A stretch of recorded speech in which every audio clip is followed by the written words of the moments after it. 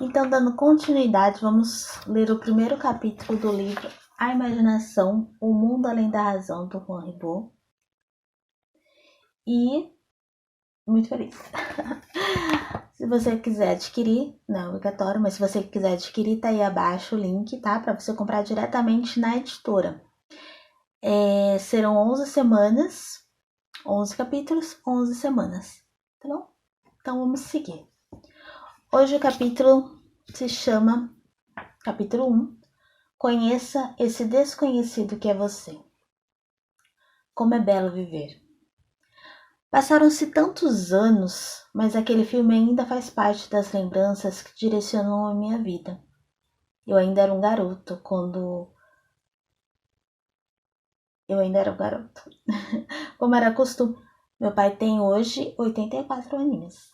Tão bonito. Então, como era costume na pequena e bonita cidade de pescadores onde vivi toda a minha juventude, fui ver o filme que naquele dia seria projetado em um dos 3 cinemas da cidade. Era a diversão das tardes de domingo. O título era Como é Belo Viver.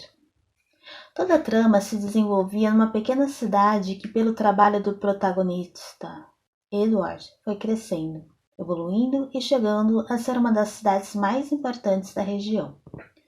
Mas um belo dia, Edward, cansado dos problemas econômicos que surgiam na sua frente e que lhe pareciam insolúveis, desanimou de tal forma que sentiu que a vida não valia mais a pena. Chegou mesmo a pensar que o melhor seria desaparecer. E aí começa. Era uma noite fria de inverno. A neve caía abundantemente, deixando a terra coberta pelo manto branco que Edward nem sequer percebia. Caminhava sozinho, deixando para trás as luzes da cidade e as pegadas cansadas na neve. Já estava próximo ao rio que rodeava a cidade. Em seu rosto podia-se ver a vontade de não voltar, de deixar para trás a família, os amigos, a vida. Chegou à ponte, divisa do município, e nela debruçou-se pensativo. Nesse momento, a câmera focalizava 3 estrelas no céu conversando entre si. Uma disse: Sua missão é salvar este homem que está querendo desistir da vida. Mas não sei quem ele é, não sei nada sobre ele. Não se preocupe, num instante você vai conhecer sua vida. Preste atenção. E o filme começou a mostrar a vida de Edward. Não vou narrar o filme todo, apenas 3 ou 4 fatos simples que modificaram algumas vidas e a própria cidade. Garoto ainda, brincando sobre a ponte cheia de neve que passava sobre o rio, esta se quebrou, fazendo com que o seu pequeno amigo caísse na água gelada. Edward, sem pensar um instante sequer, atirou-se para salvá-lo, o que realmente fez. Porém, a partir daquele dia, seu ouvido começou a supurar e nunca mais curou.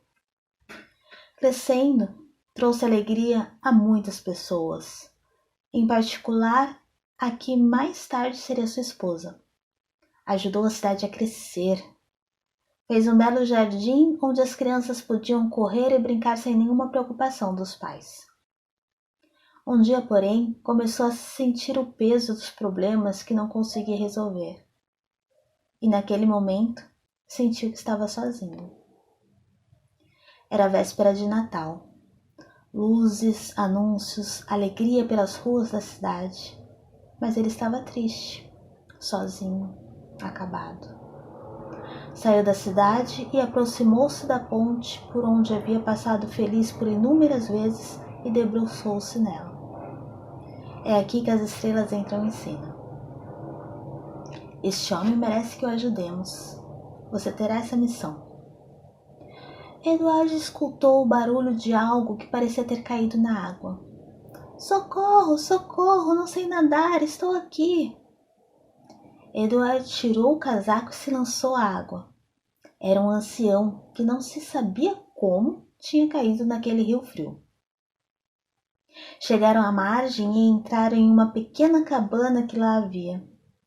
Ufa, que frio, muito obrigada. Meu nome é Tom. Edward, que estava sentado perto, não falava nada. A cabeça entre as mãos dava a impressão de estar longe. Muito obrigada mesmo. Mas o que tem? Salvou minha vida e estou muito agradecido. A vida, exclamou finalmente Edward com um suspiro. Melhor seria se não tivesse nascido.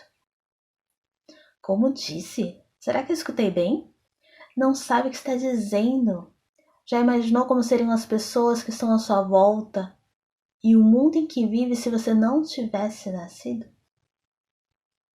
Acredito que teria sido melhor para todos. Realmente gostaria de não ter vivido? Sim. Muito bem, respondeu o velho Tom. Você não viveu. Edward olhou pela primeira vez, deu um sorriso àquele simpático ancião. Que fácil, né? Ah, se fosse tão fácil assim. Não acredita? Você não viveu.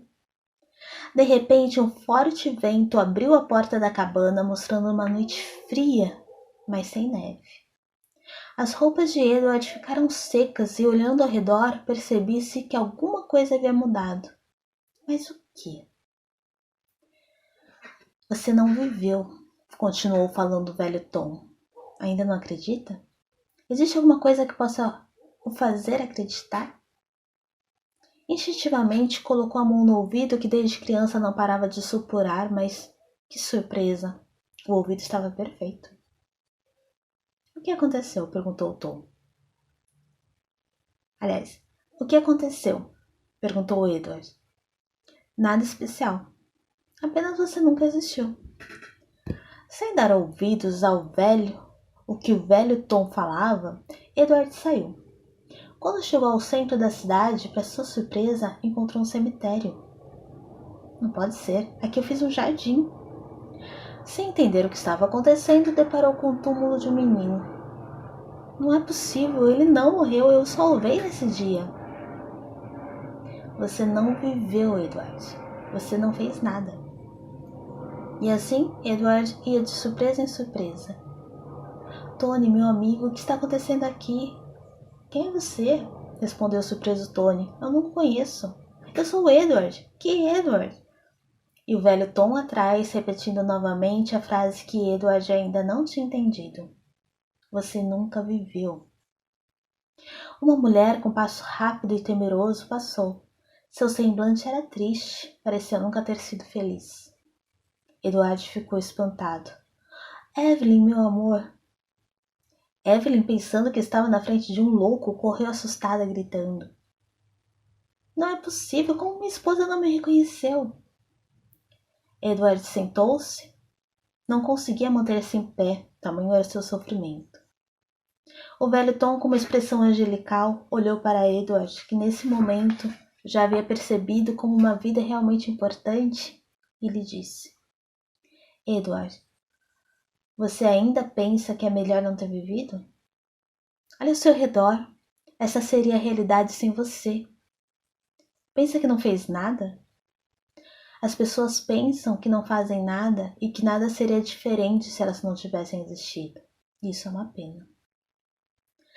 Lágrimas silenciosas começavam a deslizar pelo rosto daquele homem que pensava nunca ter feito nada e que por um momento preferiu não ter vivido. Um sussurro quase inaudível saíram de seus lábios, ou melhor, do seu coração, duas palavras. Quero viver. Quero viver. Absorto nos seus pensamentos e escondendo o rosto entre as mãos, não percebeu que a neve caía abundantemente. Seu ouvido supurava e as luzes da cidade estavam mais lindas do que nunca. Edward! Edward! Edward levantou a cabeça e era seu amigo, aquele a quem tinha salvado quando criança. Olhou para ele, a neve, as luzes, a cidade em festa. Onde você andou? Estivemos te procurando o tempo todo. Estamos reunidos em tua casa. Edward já não se importava com os problemas. Ele estava vivo e a vida era a coisa mais importante. Levantou-se e saiu correndo pelas ruas. Feliz Natal, Feliz Natal. O velho Tom tinha cumprido sua missão. e era de novo uma estrela.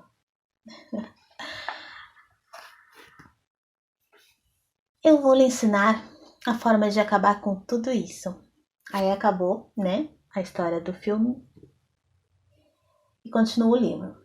Eu vou lhe ensinar a forma de acabar com tudo isso. Mas primeiro vou lhe dizer quem você realmente é, como funciona e por que não é feliz. Eu acredito que já tenha visto charretes em cidades do interior. Em dia de festas, elas saem enfeitando a cidade com flores, enfeitam o campo em um dia de primavera. Mas o que neste momento nos interessa é como a charrete está composta e como ela funciona. Ela é fundamentalmente composta por 3 elementos: a carruagem, o cavalo e o cocheiro. Quando esses 3 elementos estão bem harmonizados, ela desliza com soltura e elegância pelas ruas da cidade, dando a sensação de fluidez e leveza. Mas imagine que a carruagem está com a alavanca do freio totalmente brecada. Que dificuldade! O cavalo tem que fazer um esforço enorme para levá-la e, caso consiga, vai arrastando-a com as rodas presas, chiando e desgastando a rua, as rodas, o cavalo e até o próprio cocheiro. Todo o conjunto é violentado, chegando em pouco tempo a um desgaste geral que ocasiona uma parada. Vou marcar essa parte aqui. Cadê?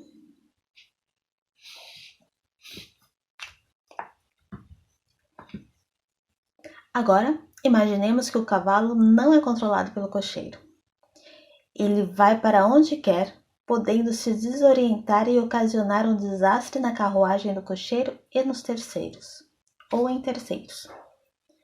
Em uma terceira situação, o cocheiro tem medo do cavalo, prende-o pelas rédeas com tanta força que não permite que ele saia do lugar. Assim nunca chegará a parte alguma. Imaginemos ainda que o cocheiro, orgulhoso, acreditando-se muito superior ao cavalo, não precisa deste para nada, então o solta. O que vai acontecer? Ele não está apto para puxar a carroça, mas é isso que vai ter que fazer se quiser sair do lugar. Que situação! E aqui vamos começar a trilogia do ser. Vamos nos comparar a uma charrete. Podemos tirar conclusões muito interessantes. À medida que for lendo, você irá perceber melhor a importância dessa comparação. Nós temos uma carruagem, que é o corpo, um cavalo, que é o nosso subconsciente, os nossos instintos, emoções e energia vital, e o cocheiro, que é o consciente, que é a nossa razão e a nossa vontade. O corpo é levado pelo subconsciente. Ele é o responsável por essa missão, certo? Os instintos e as emoções dão vida ao corpo. No subconsciente está toda a energia vital do organismo, os mecanismos automáticos que fazem com que o corpo funcione com saúde, deslizando pela vida com satisfação. O subconsciente é menosprezado, com muita frequência, por ser considerado de natureza animal, sendo que nós somos seres espirituais. Essa é uma grande falha que veremos mais tarde. É verdade que uma parte de nós é de natureza espiritual, mas esta só age através da nossa natureza humana. E esta tem como base o subconsciente, o motivador fundamental da vida. Lembram-se da importância do cavalo na charrete? O subconsciente tem uma importância ainda maior dentro do nosso conjunto humano. Quando deixamos de lado esta verdade, ocorre o mesmo que o cocheiro, caso retire o cavalo da carruagem por pensar que lhe é superior. O consciente, que é feito para empurrar a carruagem... O consciente não é feito para empurrar a carruagem, mas para comandar o conjunto, saber o que quer e dirigir com a sua vontade ao cavalo, para que este leve a carruagem para onde o cocheiro quer. Quando o consciente, orgulhoso da sua parte espiritual, menospreza a parte animal, precisa desenvolver uma coisa chamada de força de vontade, entre aspas, que normalmente é considerada virtude. Há tantos erros considerados virtudes e tantas virtudes consideradas erros. Muito bom. É verdade, né? Mas para que serve força de vontade, entre aspas? Que algumas pessoas têm. Para que serve a força de vontade que algumas pessoas têm? Serve para empurrar a carruagem quando estamos de mal com o cavalo, que é quem realmente entende dela. Quando bloqueamos ou menosprezamos o subconsciente, que é o nosso mecanismo automático para a vida, para que possamos continuar vivendo, passamos a viver dependendo de força de vontade. Que é o quê? Empurrar a carruagem quando estamos de mal com o cavalo. Gente, aí é muito ruim, né? Sem comentários. Estamos lendo o livro. Sem comentários, Ana. Voltando. Quando bloqueamos ou menosprezamos o subconsciente, que é o nosso mecanismo automático para a vida, para que possamos continuar vivendo, passamos a viver dependendo de força de vontade, tentando manipular o mecanismo manual de uma máquina que não conhecemos, nosso corpo. E é por isso...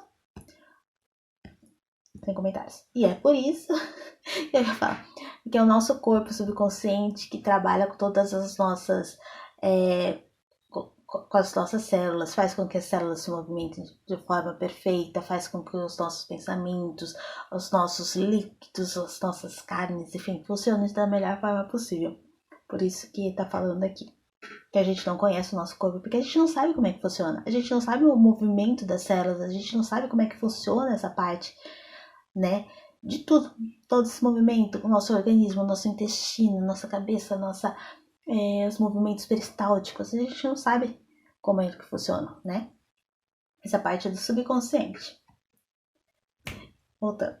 E é por isso que começam a aparecer os efeitos de destruição, as doenças, as irritações, nervosismo, a pouca vontade de viver.